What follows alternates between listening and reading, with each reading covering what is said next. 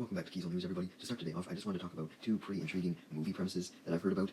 One stars Melissa Barrera and Simu Liu, and the interesting thing about this movie is that it follows an AI analyst whose brain has been hacked, so it gives everyone, it gives the people who hacked in access to everything he sees and hears, and this just sounds honestly like a perfect dystopian movie. It's not something I can picture Simu Liu being in, to be honest, because every role that I imagined him in, I see it as like a comedic character, because I mean, he played Ken, he played Shang-Chi, right? But I know that he's capable of emotional performance, so maybe this movie will take itself seriously, but part of me is wondering if maybe it'll just be kind of like a shitpost movie. So, oh, you can see everything he thinks and hears, but he's just a complete dumbass, so his thoughts are nonsensical, which could make for a good movie in and of itself.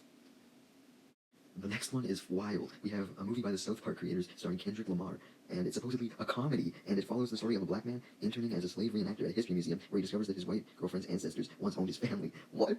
Like, this sounds something like, okay, I can totally see the South Park creators doing something like this, especially if it is a comedy, but yeah, I'm sure if it wasn't the South Park creators, this would definitely get canceled the second it was announced, just for pure controversy reasons. But I'm sure the South Park creators will find a way to make it less controversial, or just more, like, extremely controversial, but since the South Park creators, everyone just goes with it. There was apparently going to be an animated Marvel series back in the late 2000s that would have been similar to the Clone Wars series, not the one that we all know, but like the animated Micro series. Remember that one? Yeah, that was awesome as fuck because like Clone Wars, how the regular Clone Wars was, it was an anthology, so it followed a whole bunch of characters going on a whole bunch of different adventures at the same time. So the fact that Marvel could have had a show similar to that could have, like, I actually think that could have maybe prevented the MCU from kind of getting off the ground if something like that came out. Because you would have already had your fix of a Marvel universe that covered many characters at the same time. Because there was never anything that wasn't comic obviously that had that much crossover between any of the superheroes. Like, yeah, you had a whole bunch of animated shows, and you had like the Tobey Maguire Spider-Man, the Andrew Garfield Spider-Man, Fantastic Four, but like none of those were connected, right? But if they did an animated series where everything was connected all together, yeah, that could have been like a precursor to the MCU and kind of stopped the MCU's popularity. Or if anything, it could have just made animation the main medium of the MCU, and then they had like your huge Avengers movies as like the only live action projects. That'd be a weird world to think about. But I definitely would still be I kind of be down for a series like this nowadays, though, like an anthology series that kind of just focuses on the escapades of Marvel characters that we haven't seen in a long time. Or they could just do like a whole side of the MCU that's kind of more animation based. Like, for example, if they really wanted to focus on, let's say, the crime side of the MCU, then they could have like animated Spider-Man, Daredevil, Moon Knight, and just have like their own little section. You know, it'd be a kind of a way to differentiate parts of the MCU with like different mediums and different styles. Obviously, I'm not advocating that we shouldn't get any live action Spider-Man, Daredevil, Moon Knight, but you know what I mean. Just they could use animation as a way to do like either different corners of the MCU or smaller sections and smaller mini adventures as well, kind of like the one shots that they used to do. Palworld is coming to mobile. I find it so funny how Palworld has all these plans going on. It's coming to PS5, coming to mobile, and yet they're in the midst of being sued by Nintendo, right? So we'll see if any of this actually happens. But I'm not gonna lie, if Palworld comes to mobile, I'll probably check it out. The only reason why I never did was because my PC is complete shit. But honestly, I'll give it a try. I'll give it a fair shot.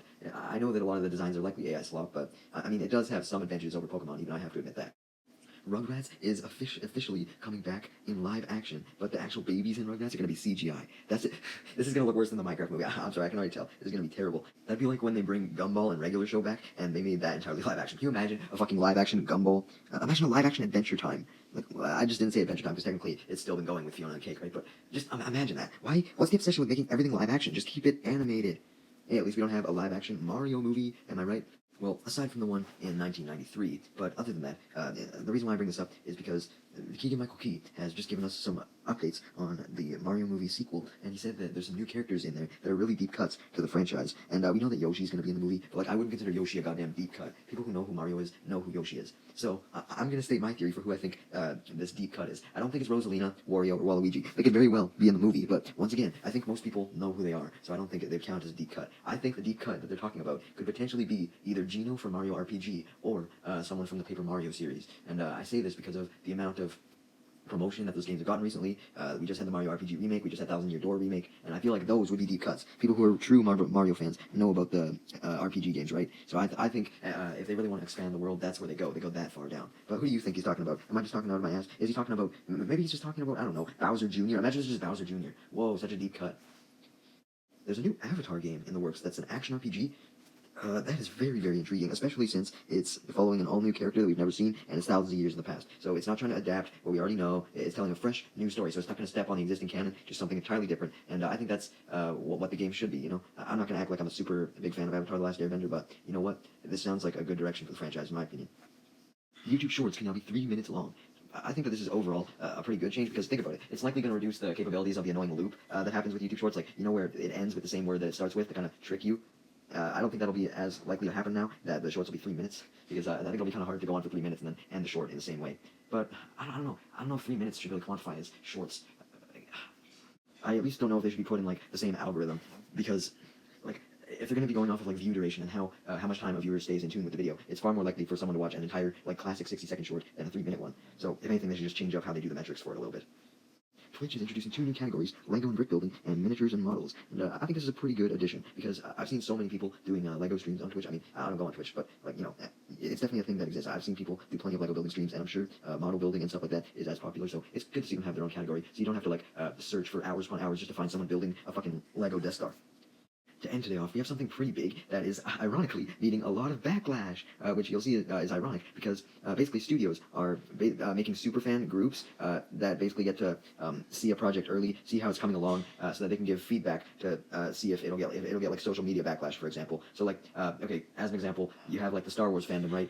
Apparently Disney is going to select some people to watch the project like early. Like I know they give out early reviews all the time, so like people can early review shit, but like that's when the project's already done. But like these people are going to be granted like access to the project while it's still in development, and apparently they're going to be able to like suggest changes to the script and just overall how the film is made. And people are upset about this because another reason why I'm using the Star Wars fandom as an example is because if you put the Star Wars fandom in charge of making an actual project, I don't think it's going to go very well. For one, a lot of the people will make sure that there's way less actual diversity in the movie.